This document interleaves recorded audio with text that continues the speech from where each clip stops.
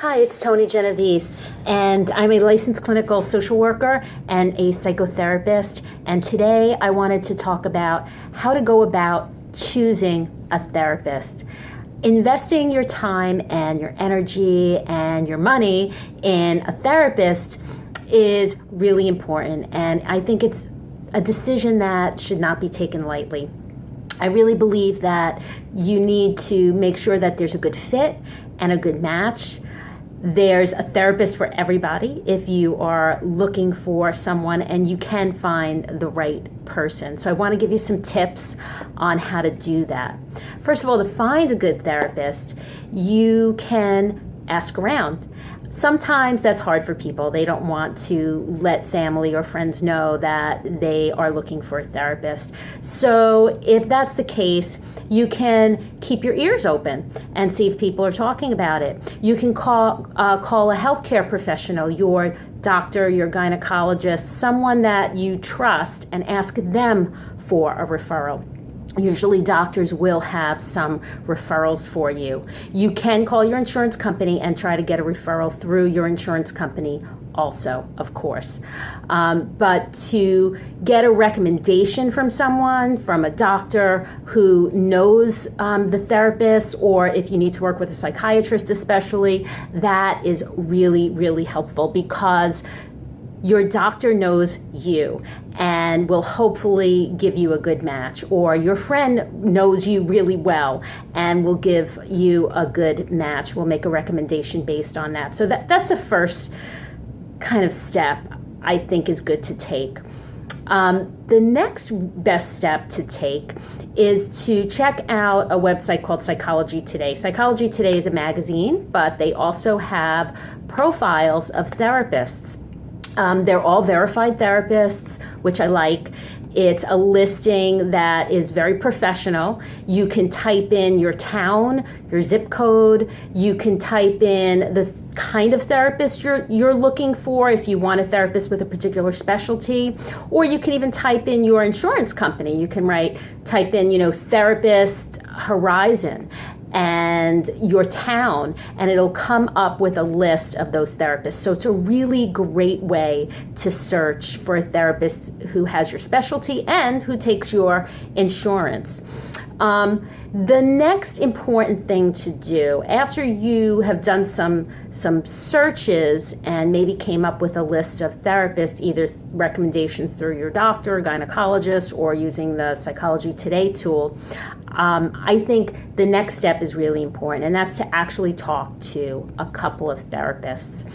To not just jump in at the first therapist that you talk to, unless you get a really great, warm feeling from that person. I think that the relationship begins as soon as that first phone call starts. And if you get that gut instinct that this is the right person for you, great, go for it. However, if you're not sure, there's nothing wrong with calling another therapist that's on your list. Maybe you have 3 different therapists that you thought, wow, one of these 3 people sound really good. So what do you do when you talk to a therapist on the phone? What kind of information should you get? I think that there's 2 key factors besides money and insurance coverage. But these are the 2 things that I think you really want to know when you are interviewing and choosing a therapist. The first is to ask them what their specialty is, to find out if they have any special training, to find out if they have a particular specialty that they have been working in for a while. Are they working with lots of children? Are they working with elderly? And does that match what you're looking for? If you have depression and they are a therapist and you're an adult and they mostly work with children with depression, you may or may not feel so comfortable necessarily working with them. You might feel comfortable depending on the rapport that you have, but it gives you an opportunity to maybe talk to a few other people and see if there's a better match for you. So find out their specialty. The other great thing to find out is and this is a question that I don't get asked very often, but I love it. I think it's a really good question, and it's very telling about the therapist that you're working with and about what your relationship is going to end up being with them when you start working with them. And that's, what kind of clients do you like working with? It's a really great question. And, no therapist is going to say, I don't want to work with you, but they're going to really tell you whether or not you're a good match. They're going to give you the information that's going to let you know whether or not you and them are going to work well together, whether or not it's a good fit.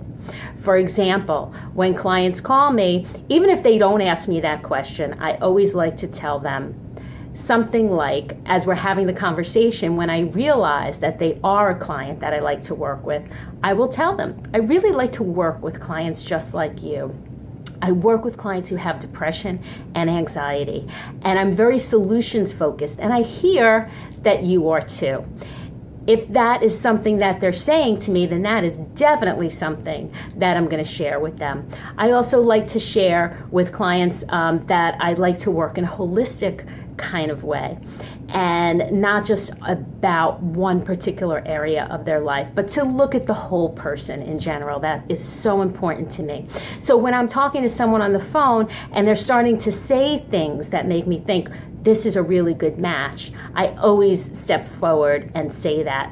So if you're making that phone call, you may not, the therapist you talk to may not share that just because they may not think of it. So ask them what kind of clients they like to work with. So I hope you enjoyed this video. I hope you found it helpful. If you did, I'd love it if you liked and shared it with others. And I'm Toni Genovese. You can check out my website at www.strongatthecore.com. Thank you.